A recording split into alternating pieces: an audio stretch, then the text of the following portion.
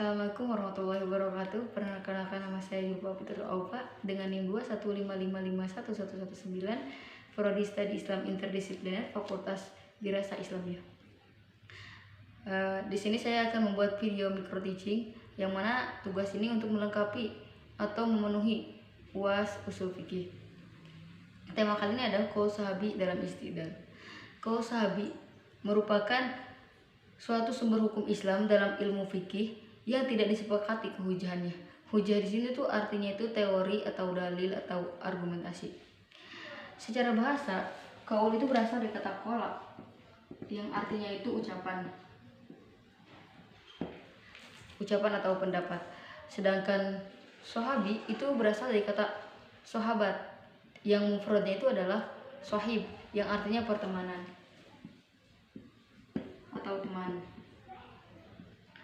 Nah, jadi bisa diartikan tuh qaul sahabi adalah pendapat sekelompok orang yang menemani Rasulullah dari golongan Ansor dan Muhajirin dan generasi setelahnya yang mati dalam keadaan Islam. Nah, di sini terdapat perbedaan pendapat ulama mengenai makna sahabi di sini. Menurut ahli fikih, sahabat adalah usuliyin yang berarti orang yang bertemu Rasulullah SAW. Sedangkan menurut ilmu hadis, sahabat ialah seorang muslim yang bertemu dengan Rasul dan meninggal dalam keadaan muslim pula, baik pertemuannya yang lama atau maupun sebentar. Nah, poin penting di sini adalah sahabat antara lain muslimin atau muslimat yang pernah hidup bersama Nabi dan paling tidak bertemu dengan Nabi. Namun, terdapat perbedaan istilah antara keduanya. Perbedaan kedua terletak pada kualitas sahabat yang berpendapat. Jika qaul sahabi merupakan pendapat perorangan yang dimungkinkan berbeda antara satu sahabat dengan sahabat lain. Sedangkan madhab sahabi merupakan pendapat kolektif sahabat. Jadi, ada yang bilang qaul sahabi itu sama kayak madhab sahabi gitu. Kemudian ikhtilaf ulama dalam kehujahan qaul sahabi. Sebagaimana telah disebutkan bahwa ulama berbeda pendapat tentang qaul sahabi ini, tentang kehujahan qaul sahabi. Qaul sahabi merupakan rujukan hukum demi menyelesaikan peristiwa-peristiwa hukum baru. Nah, di sini ada dua ulama, ada ulama yang setuju dan ada ulama yang tidak setuju. Mari bahas satu-satu. Yang pertama, ulama yang setuju. Di antara ulama-ulama yang setuju akan kehujahan qaul sahabi adalah Imam Malik, Imam Ar-Razi, Imam Hanafiyah, Imam Syafi'i, tapi yang qaul qadim, dan Ahmad bin Hambal. Ahmad bin Hambal itu pendapat terkuat mengenai kehujahan qaul sahabi. Adapun landasan dalam menjadikan qaul sahabi ini sebagai hujah itu ada dalam Quran surat Al-Imran, ada dalam Al-Quran surat At-Taubah, ada dari hadis Al-Bukhari telah menceritakan kepada kami Abdan dari Abu Hamzah, dari Al-Ma'shi, dari Ibrahim, dari Abidah, dari Abdullah radhiyallahu anhu, dari Nabi SAW. Beliau berkata, sebaik-baik manusia adalah yang hidup pada masaku, kemudian orang-orang pada masa berikutnya, kemudian orang-orang pada masa berikutnya, kemudian setelah mereka akan datang suatu kaum yang kesaktian mereka mendahului sumpah mereka, dan sumpah mereka mendahului kesaksian mereka. Juga landasannya dari Nasai, dari Ibnu Umar, dan Ijma. Dan terakhir ada dalil akli atau logika. Di antara alasan logis yang menjadikan dasar kehujahan qaul sahabi adalah yang pertama itu pendapat sahabat dijadikan hujah karena terdapat kemungkinan bahwa pendapat mereka itu berasal dari Rasulullah. Makanya mereka setuju dengan kehujahan qaul. Yang kedua itu kedekatan sahabat dengan Rasulullah dalam waktu yang lama memberikan mereka pengalaman yang sangat luas untuk memahami ruh dan syariat dan tujuan-tujuan pensyariatan. Yang ketiga ada mereka itu berguru pada Rasulullah sehingga diyakini pendapat mereka lebih mendekati kebenaran. Nah, terdapat satu pendapat yang menyatakan bahwa suatu kaum menyetujui qaul sahabi menjadi hujah hanya qaul Abu Bakar dan Umar bin Khattab saja. Sedangkan sebagian ulama Hanafiyah berpendapat bahwa qaul sahabi menjadi hujah hanya khusus pada sahabat ahli fatwa saja.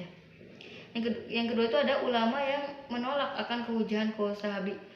Di antara orang-orang yang golongan-golongan yang menolak kehujahan qaul sahabi adalah Al-Asy'ariyah, Al-Mu'tazilah, Imam Syafi'i, tapi yang qaul jadid ada Syiah, Al-Karhi, ulama kontemporer mazhab Maliki dan Hanafi, Ibnu Hazm. Pendapat mereka adalah menolak qaul sahabi berdasarkan Quran surat Al-Hasyr ayat 2 yang artinya, maka ambillah kejadian itu untuk menjadikan pelajaran wahai orang-orang yang memiliki pandangan. Yang kedua dasarnya dari dalil ijma. Para sahabat sendiri telah bersepakat bahwa bisa jadi di antara mereka terjadi perselisihan pendapat. Jika qaul sahabi menjadi hujah, maka dapat dipastikan adanya kewajiban mengikuti para sahabat yang termasuk golongan mujtahid. Oleh karena itu, mujtahid generasi tabi'in dan sesudahnya tidak wajib mengikuti qaul sahabi. Yang selanjutnya itu landasan dari fakta historis atau fakta cerita ya. Pengakuan beberapa sahabat yang berbeda pendapat dengan pendapat tabi'in merupakan menunjukkan bahwa qaul sahabi bukanlah hujah. Salah satu ialah Anas bin Malik, golongan sahabat, ditanya ketika beliau ditanya, beliau berkata, tanyakanlah permasalahan ini pada pemimpin kami. Al-Ghazali termasuk seorang yang meniadakan kehujahan qaul sahabi. Beliau berpendapat bahwa sahabat siapapun itu tidak ada jaminan bahwa mereka terbebas dari kesalahan. Sebagaimana keistimewaan Nabi. Bukan suatu rahasia lagi ya antara sahabat ini dan sahabat ini tuh sering terjadi ikhtilaf atau perbedaan. Berhenti dulu deh. Pembahasan selanjutnya adalah aplikasi qaul sahabi dalam fikih kontemporer. Sudah menjadi keniscayaan ya kalau nggak ada ikhtilaf antara suatu golongan dengan golongan lagi. Banyak terjadi permasalahan. Di antaranya itu adalah masalah jual beli kredit. Jual beli inilah merupakan praktek jual beli seperti ketika si A menjual barang kepada si B dengan harga tertentu dan dalam jangka waktu tertentu. Kemudian si A membeli kembali barang yang telah dijual tadi dengan tunai. Artinya jual beli inah sama dengan jual beli kredit dengan menambah harga, atau biasanya suka ada kayak riba, ada bunganya gitu dengan tambahan harga. Menurut ulama salafiyah, praktik jual beli dalam bentuk sebagaimana disebutkan tadi diperbolehkan dengan berdasarkan kias. Sedangkan ulama Malikiyah, Hanafiyah dan Hambaliyah memandang bahwa jual beli ini tidak boleh atau haram, tidak sah. Mereka menggunakan dasar qaul sahabi, yakni qaul Aisyah yang memberi tanggapan buruk terhadap keluarga Zaid yang waktu itu beli gitu. Yang kedua, masalah waktu maksimal kehamilan. Ulama berbeda pendapat tentang maksimal wanita hamil. Ulama Hanafiyah berpendapat bahwa waktu kehamilan maksimal adalah 2 tahun berdasarkan qaul sahabi.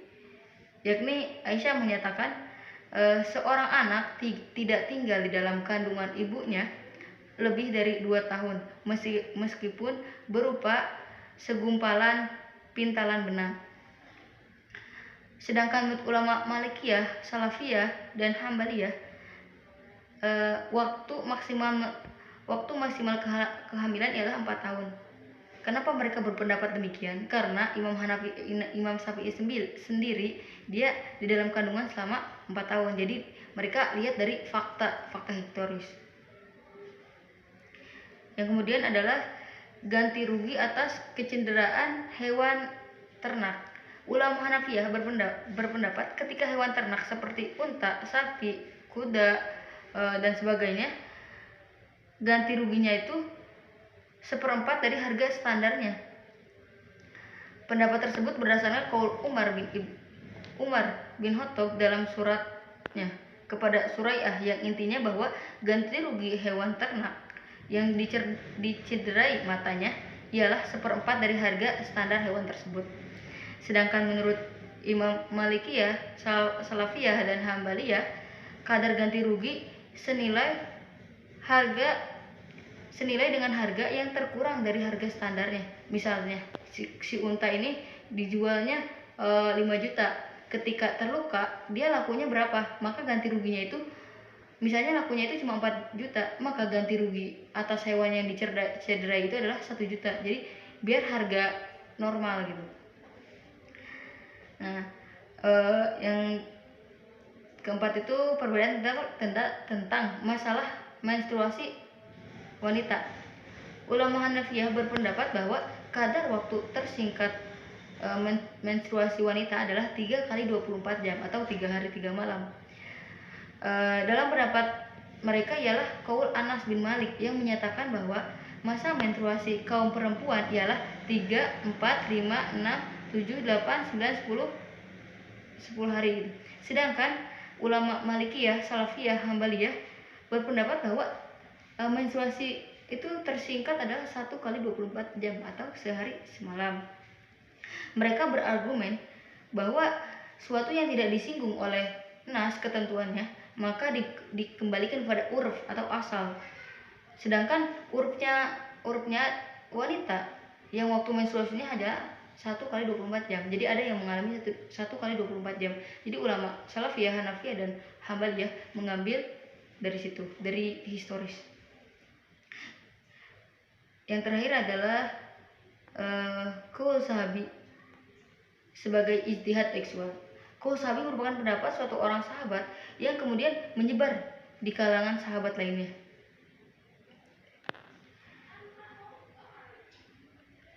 Jika melihat klarifikasi mode insibat atau dalil hukum yang terdapat dalam ilmu usul fikih, qaul sahabi termasuk dalam kategori dalil yang berorientasi pada teks, bukan ra'yu. Ra'yu itu logika. Jika seorang berpegang pada qaul sahabi, artinya dia mengikuti pendapat hasil ijtihad dari seorang sahabat. Berbeda dengan penggunaan dalil seperti qiyas atau maslahah yang cenderung berorientasi pada teks. Teksnya maksudnya itu adalah Al-Quran, hadis, ijma, qiyas, itu kan berupa teks. Dan yang terakhir adalah penutup atau kesimpulan. Hujah qaul sahabi diperselisihkan oleh kalangan ulama. Ulama yang menerima qaul sahabi sebagai hujah antara lain adalah Imam Malik, Imam Ar-Razi, Imam Hanafi, Imam Syafi'i qaul qadim, dan Ahmad bin Hambal, itu pendapat terkuat.